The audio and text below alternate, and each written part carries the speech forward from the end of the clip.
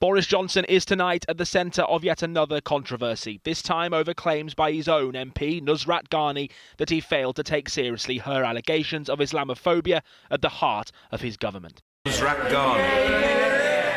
Mr. Speaker, this government is committed to improving... She was the first female Muslim minister to speak in the Commons, but in February 2020, Nusrat Ghani was sacked by Boris Johnson as Transport Minister. When she asked why, Ms Ghani says a government whip told her her Muslimness made colleagues feel uncomfortable, that her faith was raised as an issue in Downing Street, and that she hadn't done enough to defend the party against allegations of racism.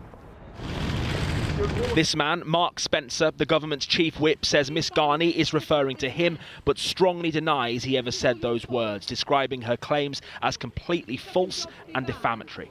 They're very serious allegations. We will tolerate no discrimination, let alone Islamophobia, in the Conservative Party. I think the other point here, though, of course, is that Nus has been, and as she has been advised, is free to make a formal complaint, which would trigger a formal process, as you'd see in most walks of life.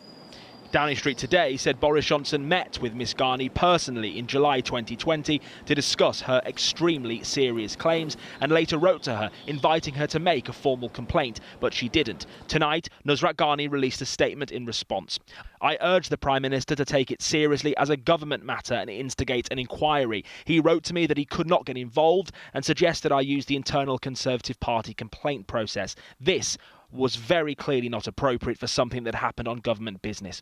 All I have ever wanted was for his government to take this seriously, investigate properly, and ensure no other colleague had to endure this. I admire her courage, undoubtedly. And I think that the point she has raised, we must wake up and say, well, let's look into it. And the way to establish what really happened, I believe, is to have an investigation.